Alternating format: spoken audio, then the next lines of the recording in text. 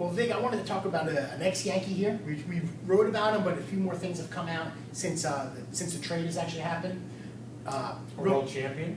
He's a world champion. Right. Got a ring in 09. That's right, he did. Melky Cabrera, if you're not familiar with the Got Milk or the Milkman. So Milk, you know, if you're on fitsandvig.com, you know what Got Milk means. You do, and you know who the Milkman is. So he delivers. We shouldn't have to. He did last season. Yeah. But I mean, he had a career season last year, batted .305, 201 hits. I mean, 200 hits is a big time deal. That's legit. It is. That's legit.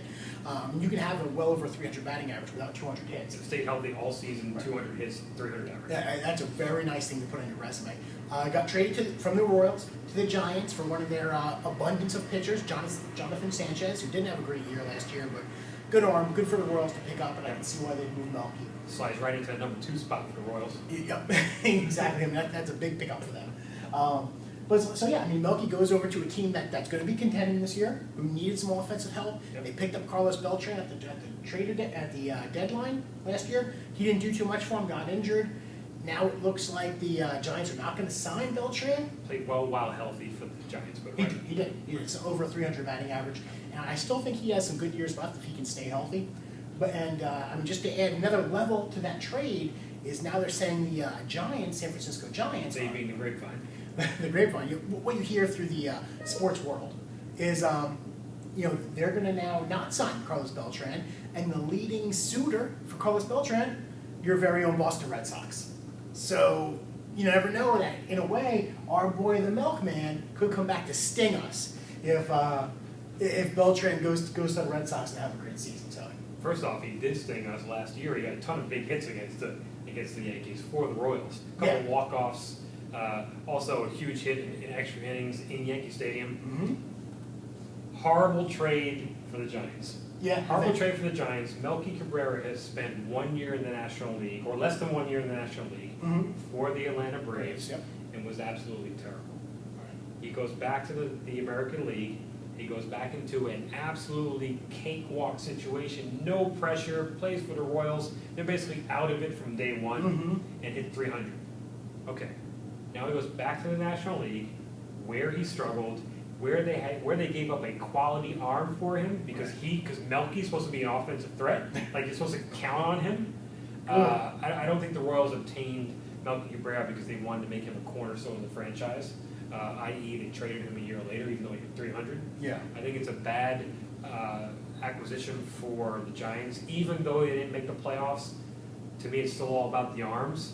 I think you could have done much better than Melky Cabrera for Sanchez. Yeah, I think so too. I mean, Sanchez, while he didn't have a great record last year, I believe it was 4-7, does have a lot of talent. He's a guy who a lot of teams could have wanted. I mean, I can see the Yankees. That's what I was going to say. I mean, I would give up a decent prospect who might have a higher upside than Melky Cabrera for Jonathan Sanchez. What I think where it's going to affect the Giants here, and I agree, not a good trade for them. I agree. Okay. And I'm not even going to say because he played in the National League a year where pitching's a little tighter than the American League. I'm going to go so far as just to say that we just look at the body of work from Melky. His career numbers just are not that good. I wrote in the post I wrote about him. We were waiting for that breakout season from Melky 5 years ago, and he finally has a good 1 year. You know what? He's not a 300 hitter with 200 hits. He's a 260 hitter with 140 hits and a decent arm in the outfield. And that's what Melky is. That's what he's going to revert to next year. When you're 20 years old in the major leagues, it means that you have the talent to become an elite player. And what did Melky do after making it to the majors? For the Yankees, at 20 years old, didn't get any better. Nothing. Yeah. Didn't get better. The opposite of what Robinson Cano did. Robinson Cano got brought up probably a year earlier than people thought. Excelled, got better every single season, worked at it. Yeah. Melky's body never changed, right? Mm-hmm. He went from being a pudgy 20-year-old to a pudgy 26-year-old. Right. He just never put the work in. And I don't see Melky being the cornerstone, corner outfield offensive threat in a huge National League park. That's right.